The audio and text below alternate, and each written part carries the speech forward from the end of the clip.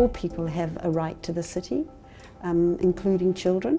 You know, they have a right to feel safe and welcome in city streets and to feel as if there are public spaces that are designed to meet their needs. And children's and young people's experiences are seldom sought or taken into account in urban design or urban planning. So we're trying to bring a children's voice to urban design and urban planning. You know, in a child-friendly city, a disability-friendly city is the goal. Our research is trying to understand how children experience, use and move around their urban neighbourhoods, and how neighbourhood design impacts on children's physical activity, their independence and their community participation. A current study, we are asking these questions of a group of young disabled youth, and we're doing this by neighbourhood walking interviews and tracking where they move, where they go, using GPS and travel diaries and accelerometers to measure their physical activity. We're learning how what a powerful impact our built environment has. It can mean the density of housing, it can mean the type of street networks we have, it can mean the type of how the volume and the speed of traffic on the nature of the transport network. And all these things, they have a powerful impact on whether or not we can move safely and easily between home and school and work. And for children and disabled young people, it determines whether or not they can make these trips independently or not.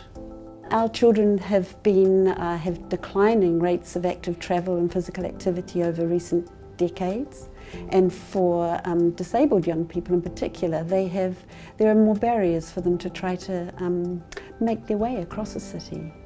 Well, I think accessible neighbourhoods and better opportunities for active travel is going to be of benefit to everyone, not just children, in neighbourhoods which have got higher density housing, that have got calmer streets, that there's more likely to be more active travel. Children are more likely to walk to school, and so they're likely to accumulate more physical activity.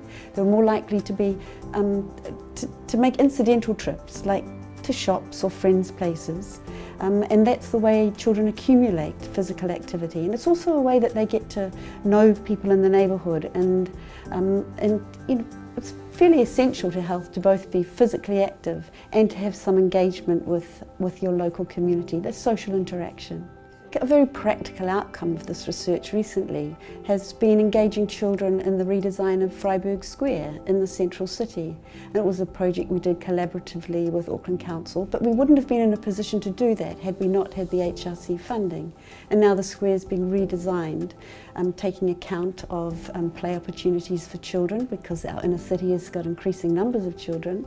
And they've picked up on the suggestions and ideas that came forward through the children's consultation. We've looked at how where you live impacts on your access to services and amenities, and we've been able to show that in those neighbourhoods where you do have more connected streets and where you've got higher density housing, you've also got better access to urban amenities and facilities. And it's often those centres that become the social and cultural centres of neighbourhoods, and therefore provide the opportunity for engagement not just of children but of people throughout a neighbourhood. We've looked at issues around hyperdiversity in the inner city, for example, when children encounter people who are homeless. I mean, this happens everywhere, but I think we're the first to have actually tried to examine those experiences and because our interest has been on how children experience and use and move around urban neighbourhoods. It's meant that we have spontaneously come upon issues of importance to children that haven't necessarily been tapped in other places. So there's been international interest in that work.